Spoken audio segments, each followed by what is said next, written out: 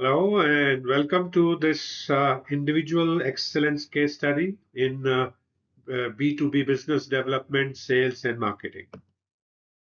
So, in this case study, we're going to share with you a case study of building individual excellence in B2B business development that includes sales as well as marketing.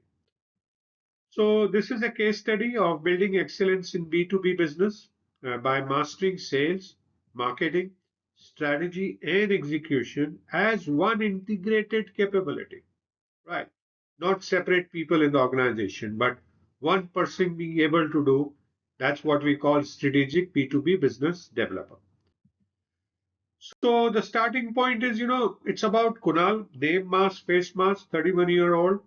He's a business development manager at a mid-sized B2B technology services company. Now, he is strong in pitching, right? But weak in pipeline creation and relies heavily on inbound leads, and as a result, has to treat marketing as a support function, cannot work without marketing. And the feedback to him from the leadership is that, hey, Kunal, you close well, but you don't create enough qualified opportunity. And that's where your challenge is to grow further. So that is the problem, the starting point of the case. So what is the core challenge here? So the core challenge is, how basically it's about in becoming excellent in B2B business development, sales and marketing, and how does one individual create, shape and win high value B2B opportunity, not just respond to RFPs. So it's about individual capability creation of not only responding, but also creating, shaping, and winning high value B2B opportunities. So the first thing that what did Kunal work on? So Kunal's worked first on market and account intelligence, the marketing mindset. Now earlier, the Kunal used to target any company that responds. He was a responder. And here now he learns to define ideal customer profile, the ICPs, and also segment the market by industry, buying maturity, business pain, and decision complexity. And the result of doing that, he builds the capability, a skill of market sensing and account prioritization. And what we can learn from here is that B2B business development starts long before the first sales calls with market and account intelligence. Second thing he worked was on opportunity shaping to become a strategic all-in-one business developer, not just opportunity chasing.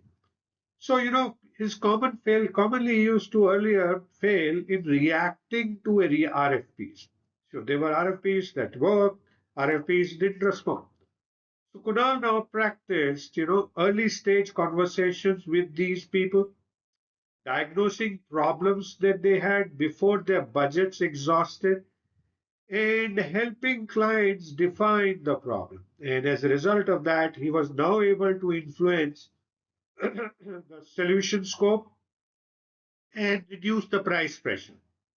And the insight that we have for us is that the best B2B deals are shaped, not found. So we need to get into the skill of opportunity shaping, not just opportunity chasing. The third thing that he worked was on value based selling.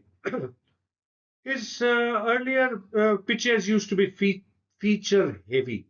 Now, Kunal learned in this whole process to quantify business impact, link solution to cost reduction, revenue growth, or risk mitigation. And as a result of that, he built few skills like financial storytelling and ROI driven conversations. And there, what we can learn is that in B2B selling, value wins when products look similar, and they look similar very often.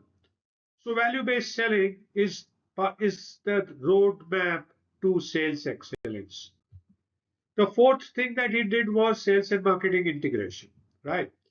The old belief is that marketing will generate leads, but in his new understanding of his role as an integrated developer, he worked with marketing to co create messages with marketing, He started feeding back real customer objections and user content as conversation starters. And that made him build the skill of thought leadership selling. He could sell as thought leader. And what we can learn here is that great B2B developers don't wait for marketing, they become part of it. And that's how your career also grows. You can move from B2B sales to B2B marketing and then to general management. The fifth thing is to look at was he looked at was the multi-stakeholder management. You know, the challenge earlier was that the deals used to stall due to multiple decision makers. And now the Kunal learned to map the stakeholders, these multiple stakeholders, understand the political dynamics inside the organization, and accordingly tailor messages for each role. And in this whole process, he built the skill of influencing without authority. And what that means to us is B2B selling is organizational navigation, not persuasion alone. So you might have be very good in persuasion, but if you can't navigate the organization map to find the right decision makers and influence them, you will have stalled deals due to these multiple decision makers. The sixth step was the pipeline discipline and predictability. That was a CEO's main feedback. So here, the problem was that he had always had over optimistic forecast. So what he did was he implemented clear pipeline stages, exit criteria, and deal probabilities based on the evidence. And as a result of that, he was now able to predict the revenue from the pipeline that he had. So what we see here is that consistency builds credibility with leadership. The seventh thing he did learn was the post-deal learning and relationship building. Earlier, he used to move on after each closure, right? And now Kunal conducts win-loss reviews with each customer, tried, won or lost, deepens relationship with them, whether he is won or not, and identifies expansion opportunities as the time moves on. And in that, he's been able to now get into account growth mindset. So, what were the outcomes roughly after 12 months?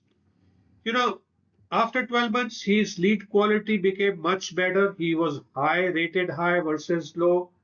Deal sizes become large and strategic, important versus small.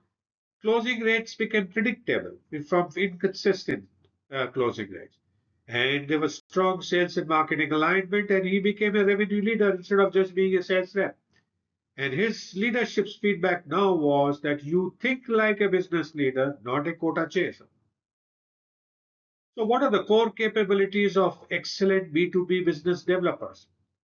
It starts with market intelligence and targeting, as we started in the beginning of this lecture, opportunity shaping, value based selling, sales integration, sales and marketing integration, stakeholders management, pipeline discipline, and relationship led growth. So, these are the core capabilities one needs to develop to become excellent B2B business developer. So, what is the final insight? So, B2B business development is not a role, it's a capability stack that blends sales, marketing, and strategy, right? So, that's what we see as a final insight. So, thank you so much for watching this case study of building individual excellence in business development, B2B business development. I hope you are continuing to learn new things, you're beginning to learn new things. If you're not, feel free to message me if you have any questions. I'll be happy to answer your questions. And do download the PDF file to take a look at anything that you need to.